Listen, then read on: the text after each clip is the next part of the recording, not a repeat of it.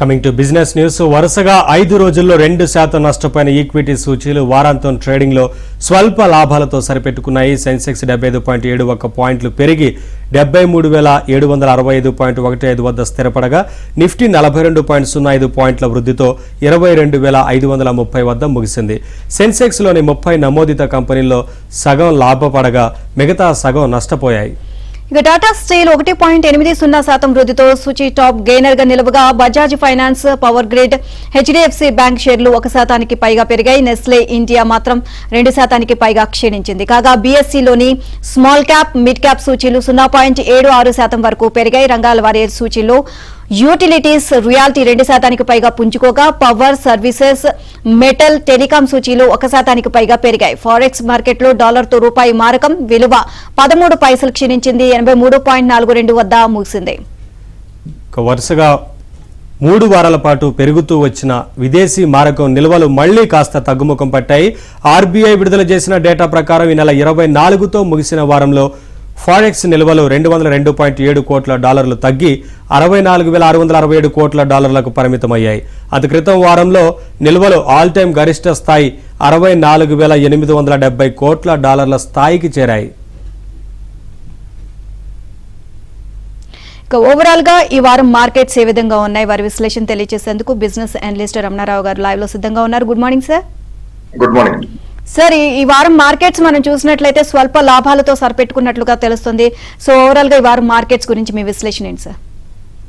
Actual గా last week మనం discuss చేసుకున్నప్పుడు మార్కెట్ అనేది హై వాలటిలిటీ అనేది డిస్కస్ చేసుకున్నాము.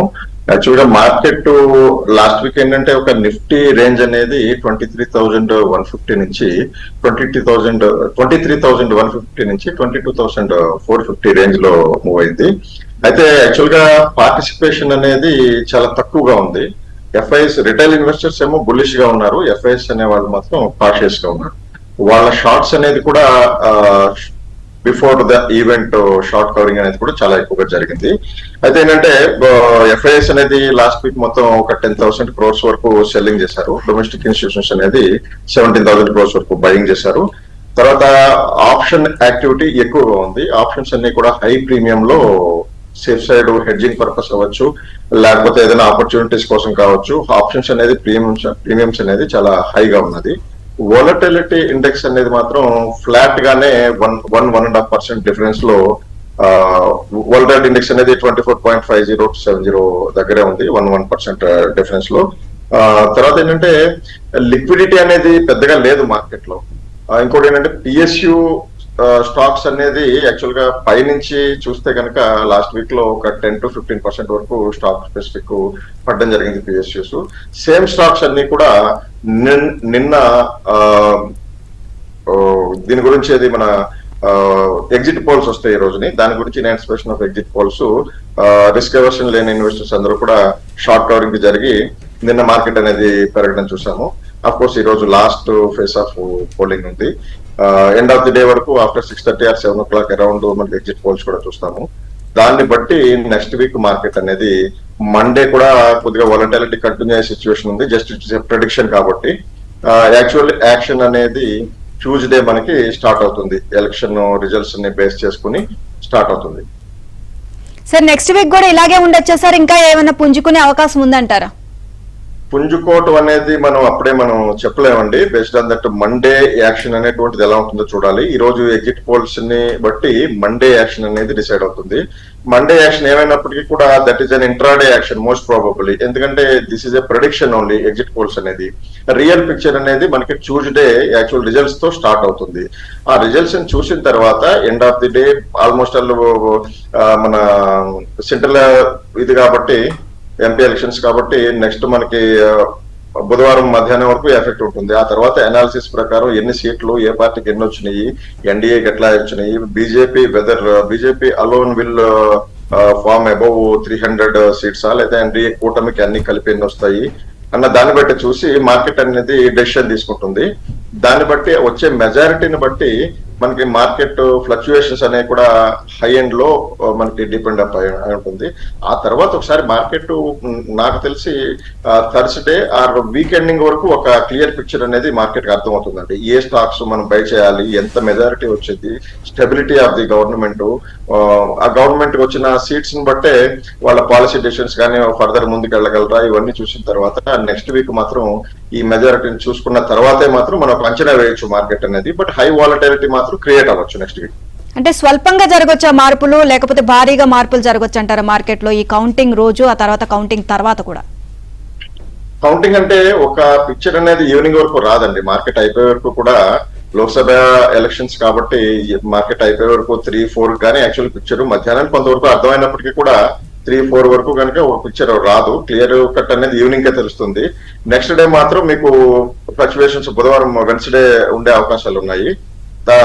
వెన్స్డే తర్వాత ఆల్రెడీ ఏదైనా కూడా మనం ఎలక్షన్ అవుట్కమ్ ని బట్టే ఎలక్షన్ అవుట్కమ్ రిజల్ట్స్ ని బట్టే కూడా మనం చెప్పగలం అండి. ఇప్పుడే అది ఎంత వాలటిలిటీ ఉంటుంది, ఏంటి ఉంటుంది, మార్కెట్ ఎలా బిహేవ్ చేస్తుంది అనేది మాత్రం ఆ ప్రిడిక్షన్ ఇవ్వడం అనేది కష్టం ఇప్పుడు. అండ్ అంతేకాకుండా మిడ్ క్యాప్ స్మాల్ క్యాప్ లో కూడా ఈ వారం కొంత పెరిగినట్లు కూడా కనిపిస్తున్నాయి షేర్స్. సో దీనికి సంబంధించి మీ విశ్లేషణ ఏంటి సార్? యాక్చువల్ గా మిడ్ అండ్ స్మాల్ క్యాప్ లో వాల్యుయేషన్స్ చాలా బాగున్నాయండి. ఎందుకంటే అవి కరెక్షన్ అయినాయి, ఇప్పటికీ కూడా వాల్యుయేషన్స్ చాలా బాగున్నాయి. జస్ట్ బికాజ్ ఆఫ్ సెబీ కొద్ది కాషియస్ ఇచ్చిన మూలంగా అవి స్టాప్ అయినాయి తప్పిస్తే మిడ్ అండ్ స్మాల్ క్యాప్ లో కొన్ని సెలెక్టివ్ స్టాక్స్ మంచిగా చక్కగా పర్ఫామ్ చేస్తున్నాయి. వాటిలో మిడ్ అండ్ స్మాల్ లో కూడా 50% ఆఫ్ ది స్టాక్స్ మాత్రం మంచి రిజల్ట్స్ అనౌన్స్ చేసినాయి. దాంట్లో కూడా సెలెక్టివ్ గా మనం ఈ ఫాలింగ్ లో in case of any falling due to this majority of the issues కానీ ఏదైనా వచ్చినా కూడా మనం దీన్ని ఆపర్చునిటీగా తీసుకుని మిడ్ క్యాప్స్ మీద, క్వాలిటీ మిడ్ క్యాప్స్ మీద ఫోకస్ చేసి మనం తీసుకున్నట్టయితే మంచి ప్రాఫిట్స్ ఇన్ ఫ్యూచర్ లో మనం ఎక్స్పెక్ట్ చేయడానికి అవకాశం ఉంటుంది మిడ్ అండ్ స్మాల్ క్యాప్స్ లో. అండ్ సెక్టర్ వైజ్ గా చూస్తే ఏ సెక్టర్స్ బెటర్ గా ఉన్నాయి సార్? ఇన్వెస్టర్స్ ఒకవేళ ఇన్వెస్ట్ చేయాలి అనుకుంటే ఏ సెక్టర్స్ లో ఇన్వెస్ట్ చేయడం బెటర్ అంటారు, దేనిపైన ఫోకస్ చేయాలంటారు? యాక్చువల్ గా ఫాలింగ్ లో ఐటీ ఒకటి, ఫార్మా ఒకటి. యాక్చువల్ గా లాస్ట్ వీక్ ఏమైందంటే ఐటీ, ఎఫ్ఎంసీజీ, ఫార్మా 3 కూడా కొద్దిగా అండర్ పర్ఫార్మ్ చేసినాయి.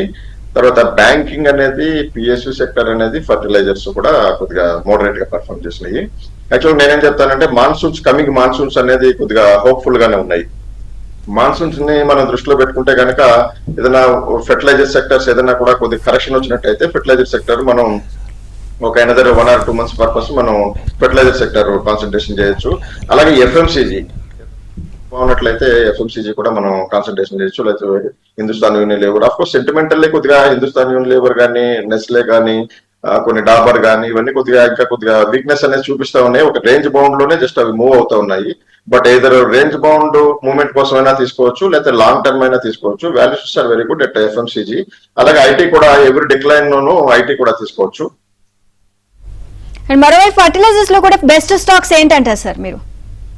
కోరమండల్ ఆల్వేస్ ది బెస్ట్ అండి. కోరమండల్ ఇంటర్నేషనల్, తర్వాత మనకి RCF Rashtriya chemicals and fertilisers, తర్వాత దీపక్ ఫర్టిలైజర్స్ కానీ, నేషనల్ ఫర్టిలైజర్స్ కానీ, ఈ స్టాక్స్ అన్ని ఒక చూడొచ్చు. అండ్ అంతేకాకుండా మరోవైపు అంటే మంచి లాభాలతో ఇన్వెస్టర్స్ ముందుకు వెళ్ళాలి అంటే ఎలాంటి వ్యూహంతో ముందుకు వెళ్ళాలంటారు? యాక్చువల్ గా బికాజ్ ఏంటంటే ఎలక్షన్ అవుట్కమ్ వచ్చిన తర్వాత ఒక క్లియర్ పిక్చర్ చెప్పగలమండి. ఎందుకంటే once sentiment is dampened, liquidity కానీ, సైకాలజీ కానీ, సెంటిమెంట్ కానీ వచ్చే అవుట్కమ్ ను బట్టే ఉంటుంది యాక్చువల్ గా. But in case heavy correction వచ్చినట్లయితే కనుక lot of money is waiting in the side lines.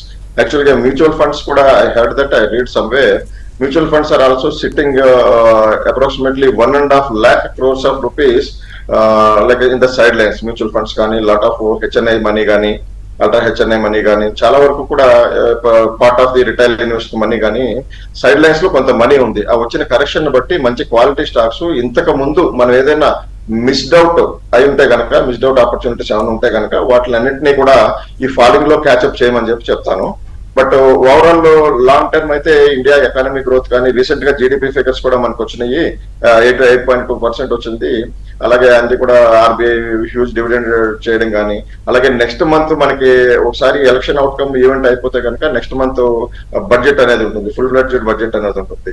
ఆ బడ్జెట్ లో మనం ఏమేమి రంగాలకి మనకి వీళ్ళు ఎలకేట్ చేస్తారు అనేది చూసుకుని కాషియస్లీ ఆప్టిమిస్టిక్ అని చెప్తాను. Optimistic about the our country India and everything, but cautiously optimistic based on the events happening, political events happening in the next week. దాన్ని చూసుకునే మనం అట్లీస్ట్ మోర్ కరెక్షన్ లో మనం పార్ట్లీగా మనం బై చేసినట్లయితే కనుక లాంగ్ టర్మ్ వ్యూ తోటి మనకి గ్రోత్ బాగుంటుందని